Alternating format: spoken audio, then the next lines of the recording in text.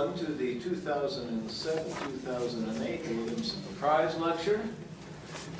This is one of those truly special occasions where we gather together to recognize and celebrate the accomplishments of a member of our faculty, and by implication, all of the members of our faculty. In doing so, we acknowledge as well the enduring interest and support of our friends and trustees and the ties of the college to this region and state that have sustained Lyon throughout its history. The Williamson Prize for Faculty Excellence was established by the Lyon College Board of Trustees in 1979 in memory of Lamar Williamson of Monticello, Arkansas. Lamar was a distinguished lawyer, businessman, a civic and Presbyterian church leader, and a lifelong friend of Lyon, which he attended from 1901 to 1903. The Williamson Prize program was made possible by a gift from the late J. Gaston Williamson of Little Rock, who was Lamar Williamson's son. And Gaston was quite a fellow.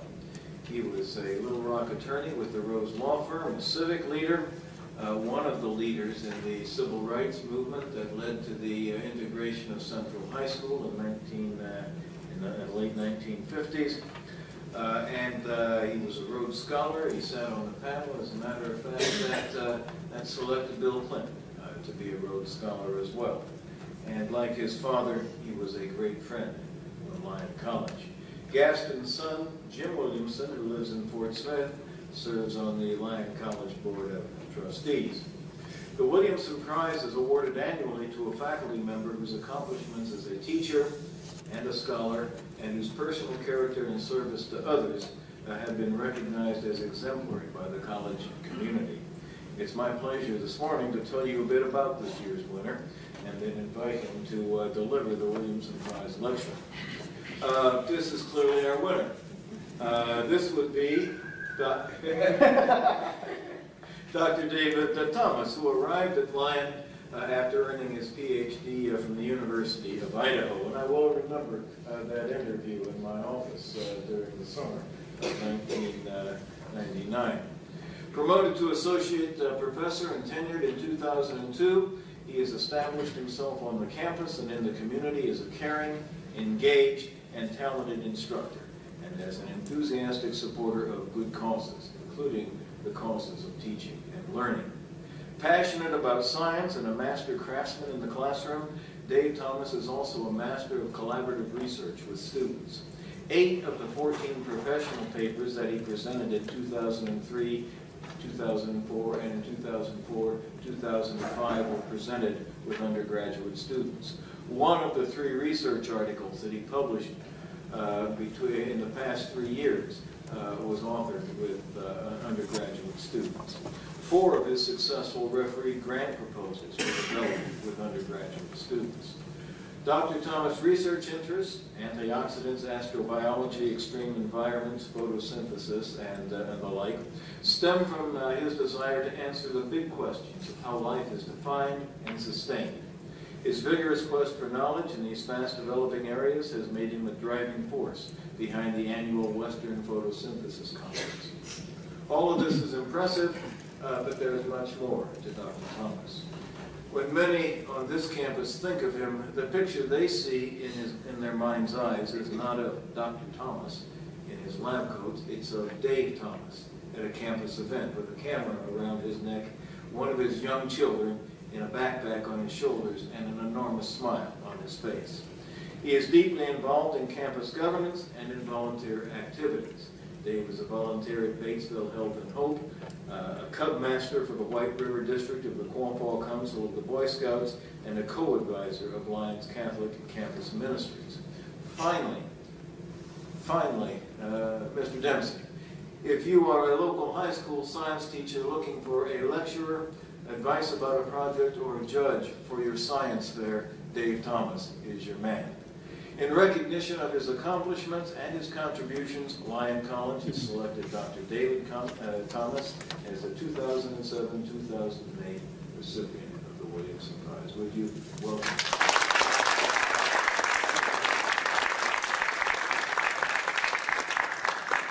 I'm going to move this out of the way subscribe to the Tin Lindblom school of lecturing where you jump around the floor a lot. I'll try to stay off the tables though.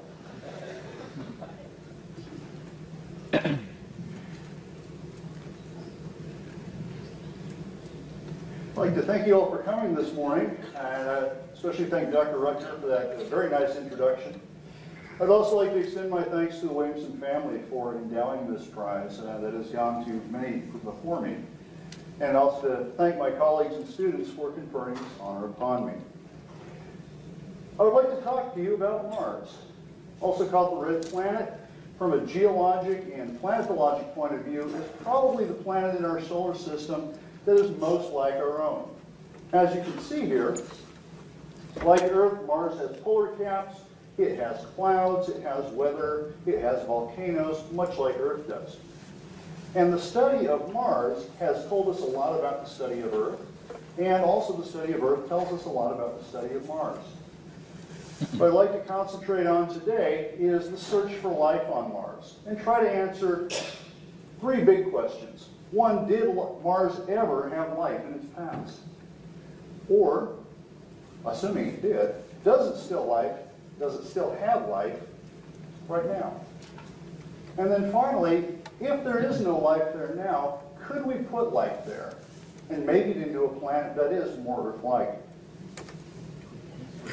Well, the search for life on Mars started in the late 19th century with an Italian astronomer by the name of Schiaparelli. Schiaparelli spent many years of his life looking through telescopes and mapping the surface of Mars. And this is actually a reproduction of his map. And one of the things that Schiaparelli noted on his maps was a wide variety and network of channels, mainly along the equator here. Now, his work was published in Italian and was later translated to English and brought over to America, where the Italian canali, which meant channels, was mistranslated as canal. Now, there's a big difference there. A channel is natural. A canal implies someone built it. This inspired an American mathematician by the name of Percival Lowell. Lowell was the son of one of the wealthy families of the East Coast, and mainly just did what wealthy kids do, spend a lot of money. But he was trained as a mathematician, and he read Schiaparelli's work and became deeply interested in this idea of canals, still mistranslated, on Mars. So obviously, if there were canals, there must be Martians there somewhere. And so, using his family's money, he went out to the Arizona desert and built his own observatory. A very nice one. The Lowell Observatory is still in use today and is still a world-class astronomical center. Well, as we can see here, Lowell found even more canals than Schiaparelli did. In fact, he mapped over 200 of them. And he developed the idea that Mars was a dying planet and was slowly drying out. Now, one of the things that both Schiaparelli and Lowell noticed was that over the Martian year, which is about twice as long as ours, this region in here, especially the area shaded in gray, actually appeared to change over time. So that during what would be the Martian spring and summer, they appeared to get greener and darker, and then during the Martian winter, they would become brown. And so this idea that Mars was a dying planet took hold in Percival Lowell's mind, and he was also very good at presenting his ideas to the public. And so his idea was that these canals were being built by the Martians to bring water from the polar regions up in here, down here, to the equatorial region, where the agriculture and other natural vegetation that he could see growing occurred. Now I'd like to take a step back here just a moment. This is how Mars looks through a really good amateur astronomical telescope, which is about the same quality that Lowell had in his time. All these are actually made by amateur astronomers. If you look through one of my telescopes, it looks about like this. If you look through a really nice, expensive one, it looks better. Okay? But this is about what Lowell could see. So let's do a reality check here. If we were to look through Lowell's telescope at the time, this is what we'd see. Now, given this is the 19th century, everyone saw in black and white. But this is Lowell's map, okay, applied to a globe. We can see the dark regions that Lowell had outlined here. Okay, that part looks good. But where are the canals? Okay? Even with our best telescopic imagery, if we take a shot of Mars with the Hubble telescope, we don't see anything that even remotely resembles canals. And what we think happened was Lowell basically tricked his mind into thinking there was something there. Okay? He came into this whole idea with the preconceived notion that there were canals on Mars, based on Chaparral's work. And that if there were canals, there have to be Martians. And so with that in mind, he was trying to connect the dots here, where you might see a little area and the mind naturally tries to draw something in with which we're familiar. Okay? So the long and short of it is, there were no canals visible at Lowell's time, at Chaparral's time, or even using modern telescopes. There's nothing even remotely resembling this type of network. Nevertheless, the idea of Martians had become firmly established by this time and provided raw material for a wide range of fiction writers. Two of the most notable were H.G. Wells and Edgar Rice Burroughs, who came out with the War of the Worlds and the John Carter on Mars series, respectively. They're a lot of fun to read, too, if you haven't done. But also some more benign Martians. This is my favorite here. Okay? Or, for some reason, Martians had to have their brains outside their skull. And if we look at some of the other fiction that comes out of here, especially the B movies of the 50s and 60s, for some reason Mars always needed our women as well.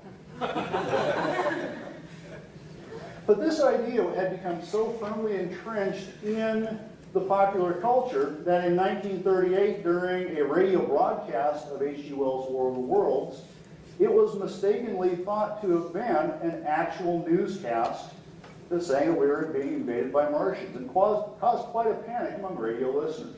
The next day, they printed this article apologizing for the over-reality of their programming. Well, it wasn't until the 1960s and 70s that we could actually start sending spacecraft to Mars and actually look to see whether there were Martians. And even before this, just after Lowell's time, our own telescopes and spectroscopes were telling us information that Mars was probably way too cold to have canals and channels and rivers and such. And when we visited there with first the Mariner series of probes and later the Viking, that idea was confirmed. This is Mars as we know it today. Being a smaller planet, Mars has only about 40% of Earth's gravity, so that if you weigh 200 pounds here, you only weigh 80 pounds on Mars. Might be a good reason to go there.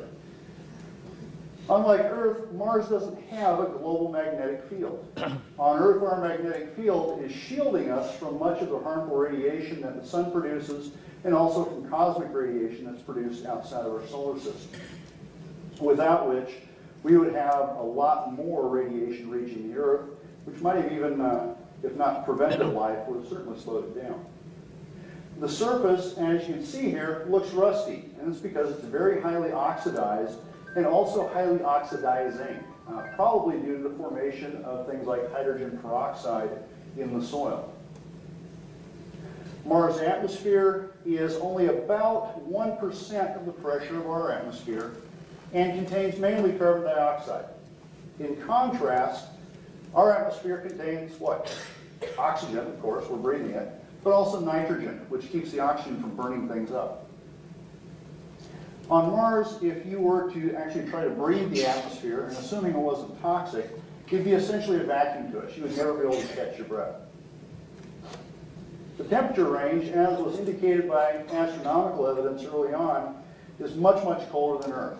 The two Viking landers recorded a record low of 123 degrees below zero and a record high of 37 above. That's in Celsius. And that particular temperature has been called into question. 37 degrees Celsius is your body temperature. That's hot even for Earth, let alone Mars.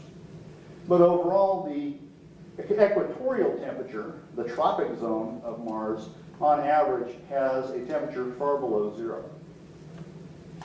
This combination with low temperature and low pressure means that liquid water is not stable on the surface. If you were to take a glass of water and set it out on the surface of Mars, it would boil until it froze. You can have ice on Mars, you can have water vapor on Mars, but no stable liquid water. Now, one of the good things that they found was that the 6 what we call biogenic elements are found on the surface. These are the 6 elements that make up most of cells. About 99% of the mass of a cell consists of carbon, hydrogen, oxygen, nitrogen, phosphorus, and sulfur. That was a good thing to see. The Viking landers were actually built with the specific purpose to look for signs of life. Now, in hindsight, they were fairly limited. Basically, they were looking for E. coli. And so the results were ambiguous at best. A few of the experiments did have results that were consistent with life. But when they took those same samples and heated them up to over 100 degrees Celsius and retested them, they still showed signs of life, okay, which indicated that what we were seeing was probably not life, but some fairly interesting chemistry.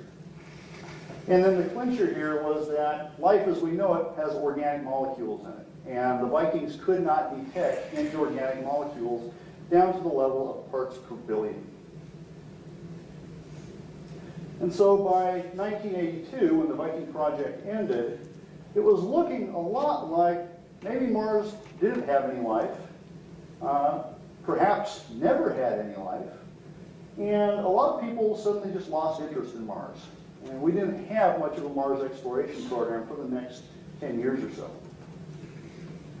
During this time, though, we were making some discoveries on Earth that would start to change the idea of whether or not Mars was actually living or had been living in the past. One of these, come back here a moment. One of these things we found was that a lot of what we thought were areas that were too hostile for life, boiling water, sub-freezing conditions, deep inside of rocks, things like this, where everyone was assured that, nah, you can't have life there. There was. And in fact, there was an abundance of life in places like the hot springs of Yellowstone and neighboring places, similar places. We could find life living inside of rocks on the surface of the Antarctic ice shelf. We could find microbes living inside of rock that have never seen the light of day for millions of years, 2 miles below the surface of the Earth. And so our whole idea of what was actually too hostile, too hot, too cold, too for life changed dramatically. And in a completely unrelated finding, suddenly this idea of Martian life was thrust into the forefront of public eye again. In 1984, a group of meteorite hunters went to the Antarctica, and they do so because the nice bright white Antarctic ice field allows you to pick out meteorites very easily. They hit the surface of the ice and just sit there. Even though Antarctica has a lot of snow on it, its annual snowfall is actually very, very small. So it's very easy to simply go out there with a snowmobile and pick up meteorites. This particular one, found in the Allen Hills region and designated ALH 84001, was roughly the size of a large baking potato. It was collected, bagged, tagged, sent back to the United States to reside in basically a storeroom for several years. When it was brought out again and chemical analyses were done on it, it was found that this meteorite originated on Mars. It's one of about 20 that we have of the same origin. They're fairly rare, but we can tell by their geochemistry, what's locked inside of it, that this indeed was at some point blown off the surface of Mars, traveled the distance between Mars and Earth, and then fell under Earth. It was dated at about 4 billion years old. Again, this didn't have much to do with the search for life on Mars. In fact, the scientists studying this thing were much more interested in what the geology of Mars was like. But when they looked at this under an electron microscope, they found these things. Okay, kind of segmented rods here, some little squiggly things here. And these look a lot like Earth bacteria.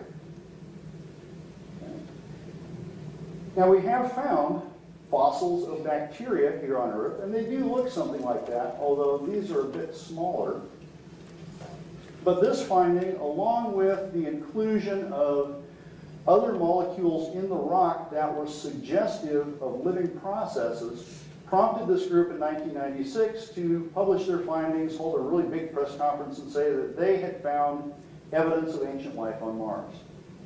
Now, as the scientific process goes, independent groups of scientists then looked at the same data to draw their own conclusions, and they found that indeed everything that the original team had said was consistent with life. But it could also be consistent with non-living processes. They were able to explain all of these things, including these supposed microfossils, including the organic molecules and the carbonate deposits that were found elsewhere in the rock, as also being compatible with non-biologic processes. The end result of all this, we still don't know. We don't have enough data to make a conclusion.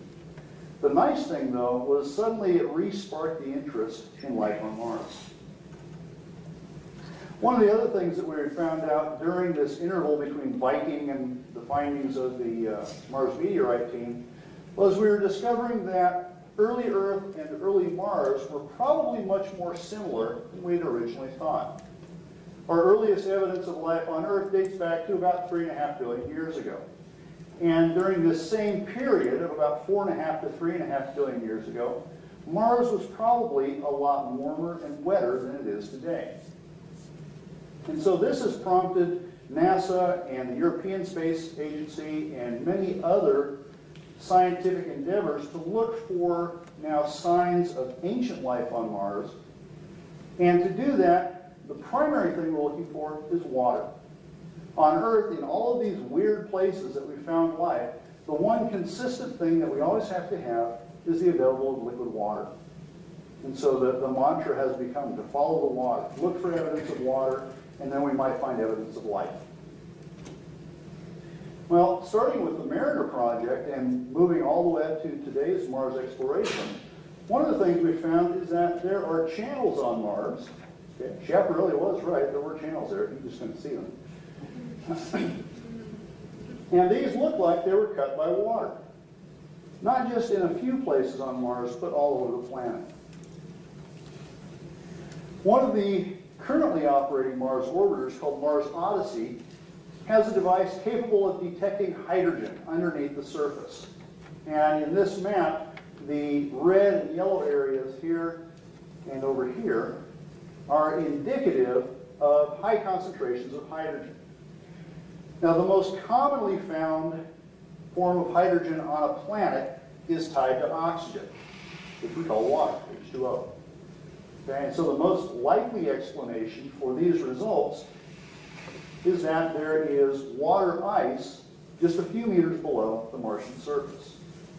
Okay? We have analogs to this on Earth. If you go any place in northern Canada, go to Siberia, other places in northern Russia, the areas that we call tundra are all like this. They're areas that are permanently frozen beneath the surface and have quite a bit of water held up there. We also know that the polar caps here, you can just see the edge of here and here, are a combination of water ice and also of carbon dioxide ice, or dry ice.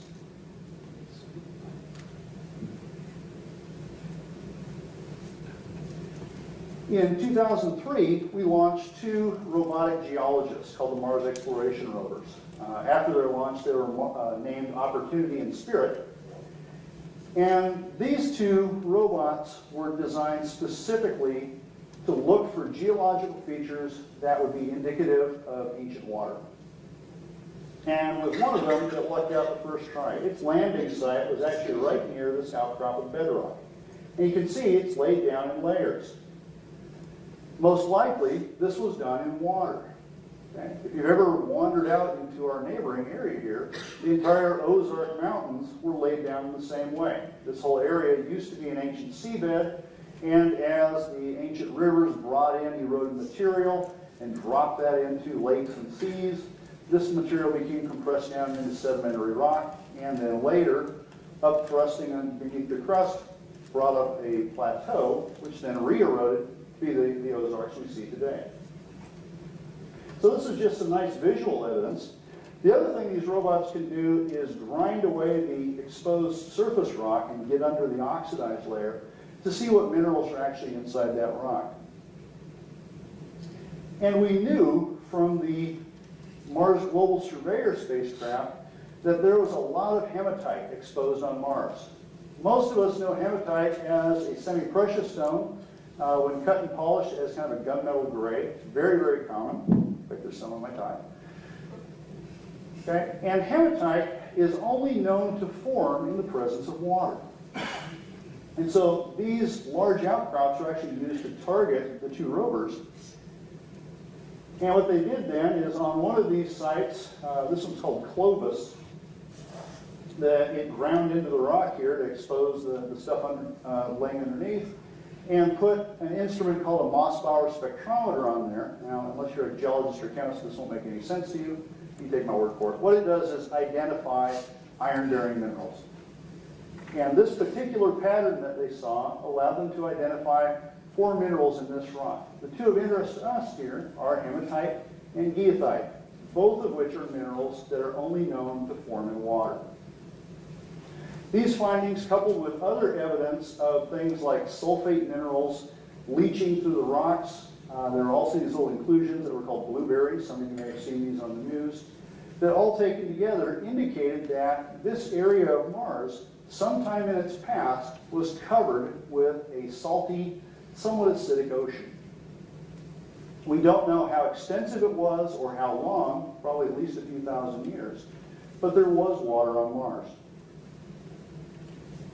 Now, I've often been asked, if could the rovers find fossils and things like this? Only if they got really lucky. Okay, they were never designed to actually be fossil hunters or life hunters. They were geology probes. But we have other indications of ancient water as well. This is a topographic map here, and the blue areas are the lowest areas of Mars. The red, brown, and white are the highest areas. Now, since Mars has no oceans today, we can't really say, well, this is above or below sea level. And so what they simply do is take the average span of elevation, cut it in half, and say that halfway point is the equivalent of sea level. So the greens and the blues here would be the equivalent of below sea level, and anything that's yellow and red and orange would be above. And if you notice here, the entire northern hemisphere of Mars is much, much lower in altitude. And the other thing we notice very quickly is that compared to the southern lands here, these are very, very heavily cratered, whereas the northern area here has relatively few craters. Now, we have no reason to suspect that one half of Mars got hit more often than the other. Okay? Planets get hit fairly uniformly and fairly randomly. The explanation then would be that if this was an ocean at some point, then the same sedimentary processes that formed the bedrock outcrop I showed earlier would also fill in the older craters. And only the more recent craters would show up here after our ocean disappeared. And so this is a recreation that was done. What if Mars had an ocean here? This is about what it would look like. We'd have this great northern sea here, and then a smaller Great Lake on the southern hemisphere. And it's really nice island full of volcanoes right here. Okay? This is what we think Mars may have looked like in the past. And depending on how much of Mars' original raw materials are still there today, perhaps, with not too great a leap in technology, we could make Mars look like this again. Sounds like science fiction, doesn't it? Okay. We call the process planetary engineering. It's also called terraformation or ecopoiesis. And basically the idea here is to, over a time scale of centuries to millennia, increase the average global temperature of Mars by 4 degrees.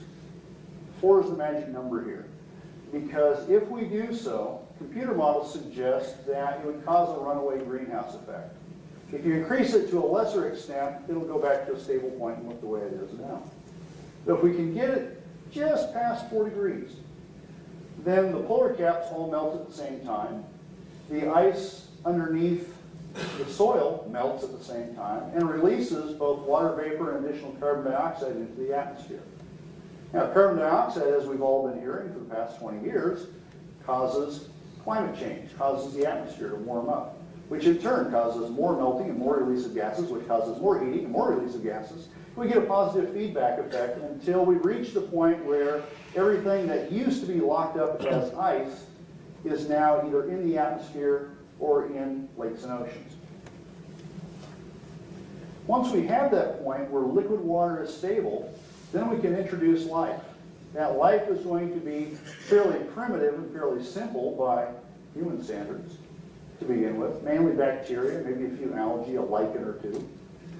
But life itself has the ability to continue modifying the environment. And then once we get these things past not just surviving on the surface, but growing and diversifying on the surface, then we start to introduce more complex organisms like plants and insects and eventually us. The idea here, if there's enough raw material to work with, that we could actually have another planet habitable for humans. Mars will never be like Hawaii. It might get to be like Canada, though. Out here. Okay, now to do this, how do you actually change a planet on an entirely global scale to the point where you give it a new climate, basically? Well, it turns out many of the things that would be really bad for us right now would be really good for Mars. One of these is to get impacted with a comet or an asteroid. Anybody watch the Discovery Channel, History Channel about the Universe series? Okay, that's one of the things they talk about. It would be really bad for us to get hit by an asteroid at this point. At best, it might wipe out civilization. At worst, it might wipe out most of the life on Earth. Okay. This is what caused the extinction of the dinosaurs 65 million years ago. It was getting hit in Mexico, or what is now Mexico, by a large asteroid. It's a fairly simple physics problem to figure out how to nudge an asteroid or a comet to cause it to crash into a planet. I'm sure Dr. Hutton's class could do this within half an hour. Okay? What you don't want to do is miss. All right, but if we do this, it's going to release a lot of energy as heat, first of all, which will give you a little bit extra warmth planet-wide. But more importantly, especially if we do this with a comet, it adds volatile materials like water, like methane, like carbon dioxide, that goes into building up oceans and atmospheres. Okay? Another thing we're having a problem with on Earth is pollution, especially gases like carbon dioxide and methane, both of which we call greenhouse gases, because they trap infrared radiation and cause the atmosphere to heat up. Again, this is not something we want to have happening on Earth, but would be beneficial to Mars if we want to make it more Earth-like.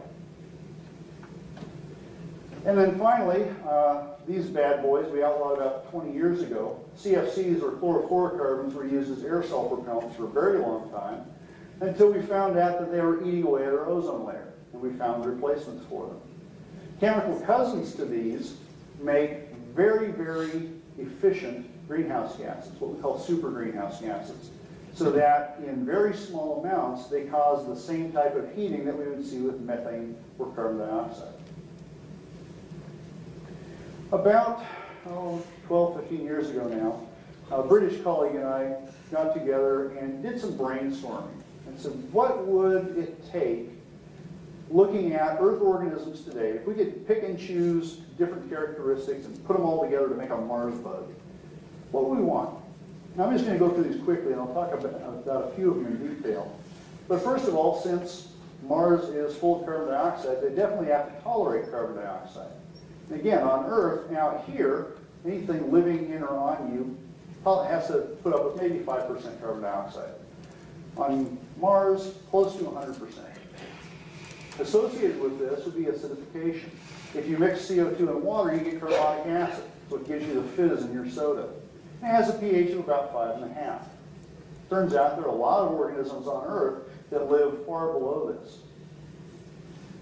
Okay? At low temperature, low pressure and low oxygen levels also present a problem. Hypobaria is simply low pressure, hypoxia, low oxygen.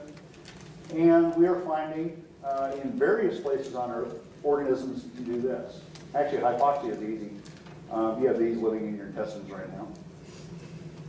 Antioxidants. Remember I said that Mars' surface was highly oxidized and highly oxidizing. It's basically a disinfectant. Okay?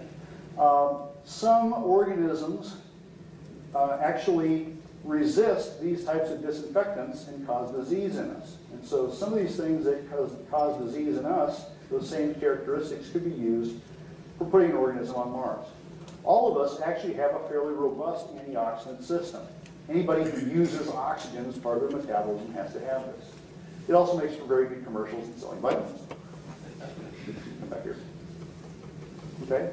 If we do get water on Mars, it's going to be really salty at first because we've got a whole bunch of dry stuff that as soon as water hits it, it's going to start dissolving. And this causes what we call osmotic stress. It's just salt stress. And at the same time, those pools probably aren't going to be very stable at first. And so they may seasonally fill up a low-lying area and then dry out and then come back and dry out. And so these organisms are going to have to be able to tolerate extended periods of desiccation and dryness and then be able to rehydrate themselves. A lot of bacteria do this naturally, and we force them to do it artificially. Those of you who take my microbiology class, many of the cultures we use come to us freeze-dried. We add water for instant bacteria. Autotroph, well, let's come back here. Radiation resistance. Without an ozone layer, Mars gets a lot more ultraviolet radiation. Without a magnetic field, it gets a lot more ionizing radiation. And we have to have some way to cope with this, either to resist it, have some way of absorbing that radiation harmlessly, and also to repair the damage caused by it. I'm going to talk in particular about that one. There's a little bacterium that holds the record for radiation resistance. Autotrophy is simply a way of saying making your own food. And on Earth, most of this gets done through photosynthesis. Plants, algae, cyanobacteria all do this. Carbonate dissolution is actually a nuisance to us. If you are a sculptor and make this lovely statue out of limestone or marble, if you're a builder working with the same materials, things like lichens and certain cyanobacteria and a few fungi will actually start dissolving those minerals and convert it to carbon dioxide. Again, that's something that for us is mainly a nuisance, but on Mars would be a way to get more stuff into the atmosphere. Denitrification is something we find in our agricultural fields, and we prefer not to have. Nitrates are a form of usable nitrogen by plants, by fungi, by a lot of microbes. And farmers will put this on their fields as fertilizer to grow crops, but a lot of bacteria will use that nitrate in place of oxygen as a way to generate energy. And in doing so, they convert it to nitrogen gas, and it gets released into the atmosphere where most living things can't use it. And so to farmers, this is a big pain. On Mars, though, it's a way to get more atmosphere. Methanogenesis is another way to make greenhouse gases, and this is caused by a group of microbes called archaea. I'm going to come back and talk about them in just a little bit here. Psychrophilia is simply the ability to grow at low temperature. When you leave that casserole in the back of your fridge for 4 weeks and things start growing on it, those are psychrophilic organisms. They can grow at low temperature. And then, not all of these are things that we necessarily want to all happen at the same time. So it'd be nice if we could engineer little genetic switches into these so that at various points in Mars development, some of these turn on. We do things like denitrify, some of them turn off. We get rid of things like perhaps the methanogenesis at some point once we've warmed up enough, and we don't want to get it too warm. Okay, I'm going to talk about a few of these in more detail, mainly because these are areas that my lab does active research on. And probably at least half the characteristics I've talked about are done by these guys. These are cyanobacteria. They are single-celled organisms that do the same photosynthesis that plants do. These actually evolutionarily were the origins of photosynthesis. And so not only do they make their own food, but they can also do things like fix nitrogen, in a few cases maybe even denitrify. They're radiation resistant, they're desiccation resistant. So a lot of these characteristics we want are already here. In 1998, I worked on the staff of a NASA program called the Space Life Sciences Training Program, and this brought in undergraduates from all over the United States. And one of my students decided that he wanted to try and see whether denitrifying bacteria could actually do this job under simulated Martian conditions. So we simply took a little simulated Martian soil here, added an organism called Pseudomonas, filled it up with carbon dioxide, and let it incubate. And lo and behold, as the ultraviolet picture shows here, these things grow very, very rapidly under these conditions and very, very quickly use up all the nitrate and convert it into nitrogen. A place where we think this is going to happen in nature is found in South America. This is Chile's Atacama Desert. It's the driest place in the world. A lot of labs have used this as an analog for Mars because Mars is also very, very dry. This is relatively cold, but though not as cold as Mars. The interesting thing about it, though, in some places this soil can be 50% nitrates by weight. Now, nitrates in human civilization, as well as being fertilizer, were used in making explosives. They're one of the 3 basic ingredients in gunpowder. And so until we reached the point where we could make nitrates industrially, this soil used to be mined for making explosives, gunpowder, gun cotton, things like this. Today it's cheaper just to make it industrially, but since this is the driest place on Earth, in fact there are times where this may get only 2 millimeters of rain a year. Basically it hits there and it dries up, it's gone.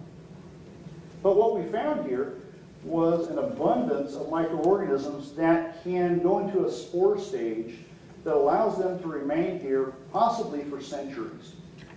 And then when the weather gets a little better, they get a little bit of moisture, they germinate out into these vegetative bacteria, metabolize for a little while, maybe reproduce a couple of times, things dry out, they become a spore again, and hang out. All right, now I said I was going to mention methanogenesis again.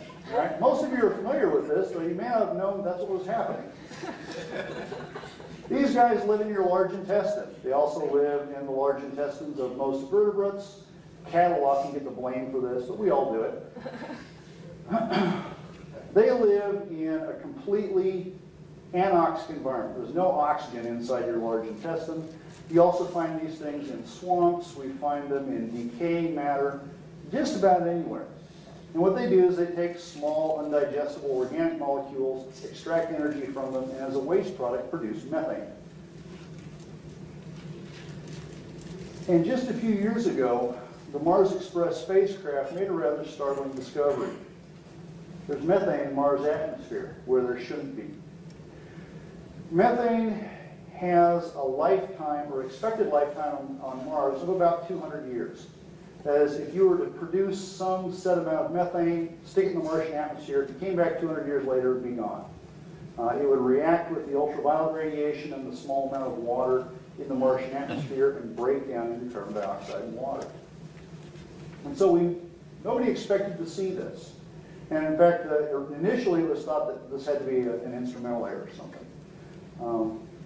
Once this was reported, 2 independent observatories on Earth, not orbiting Mars, were able to confirm it. Okay, so there is definitely methane in Mars' atmosphere. Now on Earth, the traces of methane we find in our atmosphere are caused by these guys.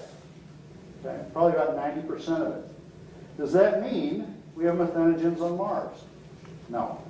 We can't tell at this point. There are 2 other possibilities. One is that some methane is produced by volcanoes, even on Earth.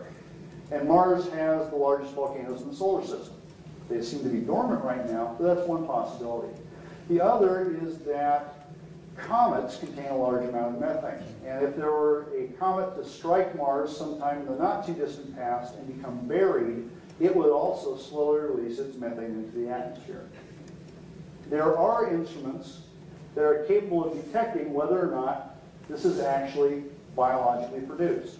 They are not currently available on any of the currently operating Mars probes. So this is going to have to wait for confirmation. But it keeps on listening to the job. Now, this was a major project in my lab for years, where we were trying to take some cyanobacteria and see whether they could grow under conditions we would expect after we did a little initial fiddling with Mars climate. And this was to look at whether or not these could grow in 100% CO2. We took 4 very common cyanobacteria here. These weren't selected because I thought they'd grow. They were selected because I had them in the lab. But we put these in increasing levels of carbon dioxide and look at their growth. Okay? Up to 40% CO2, everything grew. Now this was a little bit startling in and of itself, because no organism on Earth has seen this level of CO2 in the natural environment for at least the past 500 million years. When we bring it up to 100% CO2, one of these died. Two others could survive it, but they didn't grow. But if you brought them back into an air environment, they would. And then one not only survived, but continued to grow, albeit slowly. So it's called Pleconema boreanum, and we're going to see this a couple of times here because it has now become a prime candidate as a model for looking for life on Mars. Now, if we increase the CO2 level, at the same time, we're decreasing the oxygen level. And so we also wanted to make sure that these things could grow without oxygen, but without the huge CO2 load. And so we also grew these things in a mixture of nitrogen and carbon dioxide and found that all of them grew under these conditions. So here we have an organism that is autotrophic, is CO2 tolerant, is hypoxic tolerant.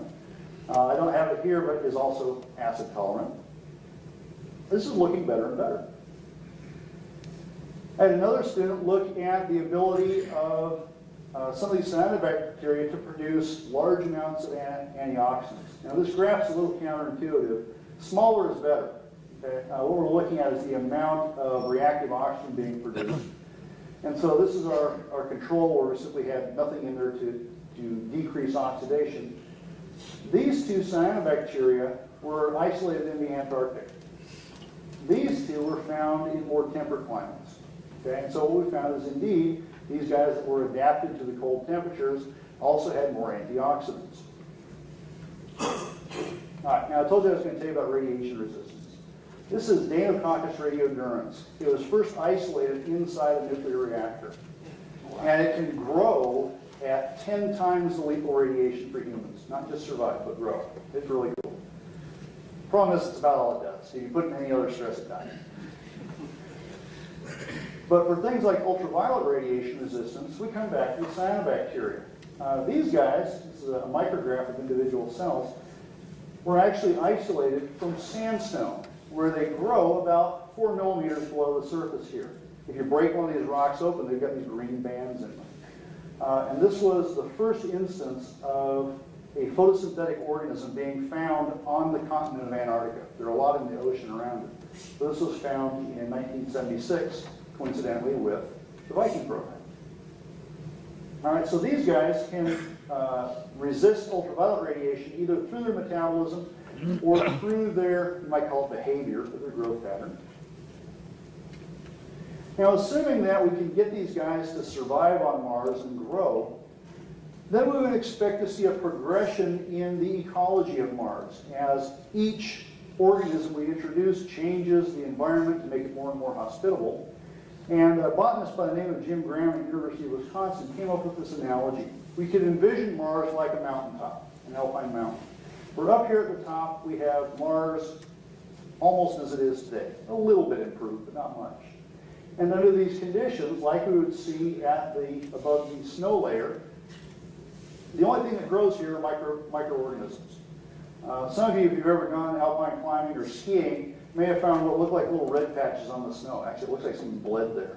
They're actually algae, called snow algae, that the red pigment is protecting them from ultraviolet. But that's about it. As Mars develops, it's like coming down the mountain here. So that after we go from a microbial stage, we get something that looks like tundra, where we get some little tiny short-growing plants and some bunch grasses, some heat, things like this. As that continues to develop and warm and become wetter, then we might have something that looks a lot like boreal forest or taiga. A lot of conifers, a few aspens here and there. This is where we might actually stop. This might be as far as we can get on Mars, simply because of the temperature. This is Canada. All right, if we get a little warmer and then we start to see some branching in the wet versus dry climate, some areas may be wetter, and so you get things like cedars, western red cedars, true cedars, or in the dry areas we get sagebrush and prairie grass. And then if we could make this completely Earth-like, we might get something that looks a lot like we have around here, mixed deciduous forests. So this requires a lot more warmth and a lot more water than our Canada model does. Well, Up to about this point, this was all pretty much on paper. All right? My lab had done some individual studies on looking at the extreme limits of life. Other labs have done so as well. In 2004, we got the opportunity to test it, though. A small aerospace company called Schott in southern Indiana built a Mars simulator. In person, it looks like this. You may recognize Mike Wazowski up here from Monsters, Inc. He was not only our mascot, but he supervised the whole project. Literally, because what would happen is the engineers who were making sure this thing was operating, they'd move Mike if they did something, so the other engineers knew that they had to check the logs.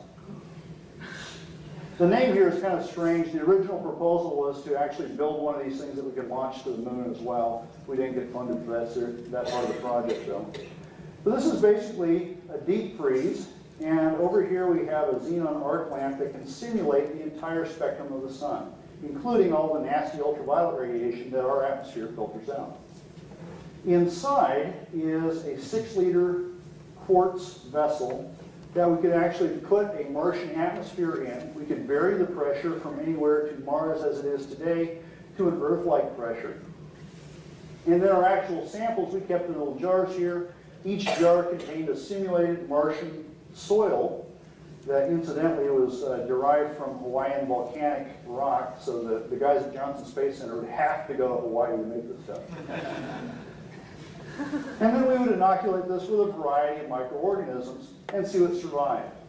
Initially, we ran these from a 24-hour study up to a couple of weeks, and then once we kind of figured out how the system would work, we ran a series of 5-week studies at various atmospheric pressures. In all cases, we assumed that the temperature on Mars would be about the same as it is during the Martian spring at the equator. And so the high temperature during the afternoon would be 20 degrees above zero, which is about what this room is. And the low temperature at night would be minus 80. Now the problem we had, once we put organisms in the soil, you can't just look at it and see if it grew. Okay, so we had to have some indirect way of determining what was alive and what was dead. And one way we did this is what's called an FDA hydrolysis assay. Now you don't need to understand the chemistry to understand how this works. FDA is a colorless liquid, or in solution, that living cells can break down into this bright green yellow of fluorescein. And so the more bright green yellow you have, the more life you have. And then since most of the organisms we were working with are photosynthetic, we could also extract the soil and see how much chlorophyll came out. And this would also be an indicator of the amount of cells left in these samples. Well, we did this for about 1.5 years, and this kind of summarizes the whole thing. What we have is pressure on the bottom here, where this is in millibars. Mars surface pressure today is between 7 and 10 millibars way down here. Earth is up here at 1,000 millibars. The lowest we went was 25, about 2.5 times what Mars is today. And as we might expect, not a lot lived. A little bit, we didn't completely kill everything, but it was very, very low. The best results we had were here at 100 millibars, 10 times what Mars is today, 1/10 of what Earth is today. And in this case, all 4 of our tested cyanobacteria survived here. Actually, 3 cyanobacteria. This was an alga called chlorella. And then as we increased this up to 500 and 1,000 millibar, we found that the life actually dropped off again. Now, this was a little bit surprising to us, but not completely unexpected. Remember that we'd already seen that this one, Plexonema, could survive in 100% carbon dioxide at Earth pressure. But those experiments didn't include this daily freeze-thaw cycle that spanned 100 degrees, nor did it include the full-strength ultraviolet radiation hitting Mars. So given all that, it's actually good to see that we still had a little bit of growth here in both of these. When we look at the chlorophyll data, they look a little bit more promising, but a little bit contradictory. Okay, because we still had the maximum amount of chlorophyll here at 100 millibar, very little down here, and more here than what we would have expected from the FDA results. What we think happened was that since most of the time these things were held below freezing, the cells died, but the chlorophyll didn't have time to decompose into non-colored materials. So what we think we're seeing here is actually chlorophyll but in dead cells. After we presented these results and had part of the work published already, many of our colleagues suggested that we could continue this line of work without having to use the expensive simulator by directing the evolution of some of these organisms, by actually putting them in increasing levels of carbon dioxide, letting them grow, let the ones that can't handle it die off, and then selecting just for those ones that can grow in CO2. And then you repeat the process. You elevate the CO2 a little bit more, let things grow, let things die, select the ones that live, and do it again. This is mini Mars right here. This is simply a sealed flask. We could put in our culture, inject the atmosphere we wanted, and then this little sidearm here allows us to monitor the growth of what's in there without having to open up the flask and contaminate the atmosphere. This is work in progress. I had a student work on this last year, and then she moved to Alaska. But what we found so far is very promising. The way to read this is the steeper the slope, the faster the growth, and the better the growth. And this one in particular, the purple line, is plectonema at 60% carbon dioxide and nitrogen. Okay, and this is showing much better growth, actually, than our control did, that just had air in the flask. So this is still looking promising. We're going to continue this particular study this spring and summer and see if we can get this to keep this kind of a growth rate up at 100% CO2. We've also added several other cyanobacteria and algae to this project and found 2 more good candidates. We hadn't expected these 2 because they're algae. And typically, algae being bigger, more complex cells tend to be less resistant to these kinds of stresses. These were actually isolated in the Laramie Mountains of Wyoming, good excuse to have mountains, and turned out that they grew almost as well as plectonema did. So this is another strain that gives us another opportunity for potential Martian organism. This is work in progress, but we can make a couple of conclusions from it. First of all, if indeed early Mars had the same type of climate that early Earth did, then many of the organisms that we've been testing in my lab and other people have been testing around the country could have survived under those Martian conditions. Now, we still don't know whether life ever appeared on Mars. But if it did, it would have been something we could recognize. Okay? We do know the surface of Mars today is incompatible with life as we know it. Although if we were to happen to have crashed a spacecraft on the surface of Mars that just happened to have some microbes on it, those microbes would probably survive for at least a couple of hours to a few days. Coincidentally, this has happened at least once, possibly more than that. So we have introduced organisms to the surface of Mars. Actually, it's a good thing that they probably didn't survive, as it would really mess up our search for life there. However, the subsurface environment, just going a few meters below the surface, may provide an environment in which Earth-like organisms could live. And this might be the explanation for the methane we see on Mars today. Might. And then if we can modify the environment of Mars, then we could put organisms there. The research we've done so far does indicate that, at least under certain conditions, Earth organisms would survive on an engineered Mars. The extent to which we can push this change, though, is going to depend a lot on how much Mars actually has. And this is data we don't have. And then finally, and more locally, we've shown that undergraduate students can do this successfully and get published. Dr. Rucker's introduction is actually a little out of date. We've got, I think, 5 referee publications with students on them now. And I would like to thank those students. Since I started working on this, 20 students have worked with me on astrobiology projects. At least one of these guys is here in the room. I'd also like to thank my colleagues and collaborators. Bob Grierson worked with some of the genetic aspects of this with me before he turned traitor and left for Armstrong Atlantic. But also collaborators at New Mexico Tech, at 2 NASA centers, at SHOT. These are the guys that built the simulator. And we even had one of the local high school teachers participate in a summer of research on the Mars project. This has been funded through a variety of state and federal agencies. Most of my funding comes through the Arkansas Space Grant Consortium, which incidentally provides speakers for those of you who need them for outreach. Also the NASA Institute for Advanced Concepts. These are the guys that fund this kind of far future types of research. And with that, I thank you for your attention, and I would be happy to answer your questions.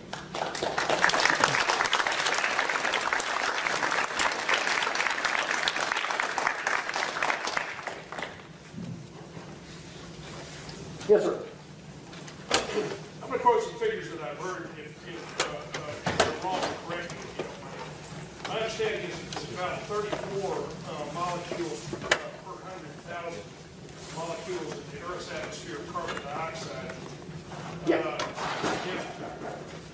Making a quick calculation, assuming the Mars atmosphere is nearly 100% carbon dioxide, but it's 1% of the density of the Earth atmosphere. That would imply that there's about, right now, 30 times as much carbon dioxide in Mars atmosphere in any given volume of space as there is on Earth. Why hasn't the greenhouse effect already taken happened? It actually has. Even with the thin, tenuous atmosphere that Mars has, it is warmer now than it should be if it had no atmosphere. Okay? But the other thing, there are two other factors at least. One is distance. Mars receives only about 42% of the sunlight that Earth does, simply because it's farther away. Now also, the total thickness of the atmosphere plays a big role in that. And so Earth's atmosphere, even though it's only a small fraction of carbon dioxide and methane, but it is at a much higher pressure, the atmosphere just physically holds more heat in it. Okay? Also, Earth being a larger planet has a greater thermal inertia, and so the planet itself is still radiating out more heat than Mars does because it's much smaller and has a lower surface area volume ratio. Much of what's keeping Earth warm is actually residual heat from when it formed. But in that case, it looks to me like you'd have to have a radical, significant increase in the carbon dioxide content of Mars' atmosphere to have any effect in the way of terraforming. The estimate right now is we need at least 2.5 times to show any change of the current pressure. Okay, so an atmospheric pressure of at least 25 millibars, and that's just to get water to be stable for at least a short period of time. To actually get it up to Earth-like values, we would have to have a total pressure of around twice Earth's. Is that physically possible? We don't know. Physically, yes. Whether there's enough volatile reserves on Mars or we could bring in the form of comets and such like that is an unknown. Any others? Barry? You said that there were instruments that would be able to tell whether the methane was biogenic or non-biogenic. I'm assuming that would be by isotope analysis? Yeah, by mass spectrometry and looking at stable isotope analysis. The idea here is that, for example, carbon, for you non-chemists, has 3 forms, 3 slightly different weights, and living systems tend to exclude the heavier ones. And so if that's the case, we would see the methane in Mars would have a much lower carbon-13 to carbon-12 ratio than we would expect of completely chemical processes. I'm competing with lunch. Yes, sir. Ma'am. You said the gravity was very low on Mars. Ability to hold the atmosphere? Yeah, in fact, that's why we think that Mars doesn't have a thick atmosphere anymore. Like I said, the early Mars probably had an atmosphere somewhat similar to that of early Earth, but because of its lower gravity, lost it to space much more rapidly. We're actually losing our atmosphere to space as we speak, so grab on while you can. But it's, for Earth, since we have much more gravity, it doesn't happen as fast. I'm going to break in here, sensing that folks have places to be. But if you look at the backs of your programs, you will see the names of the winners of the Williamson Prize. And Dr. Thomas, your name will be added. And it has been added. Okay, right there it is. Your assistant teacher did it. And in addition, along with this marvelous cup and your name on it, there is a small token of our appreciation from the endowment provided by the Williamson family. So congratulations.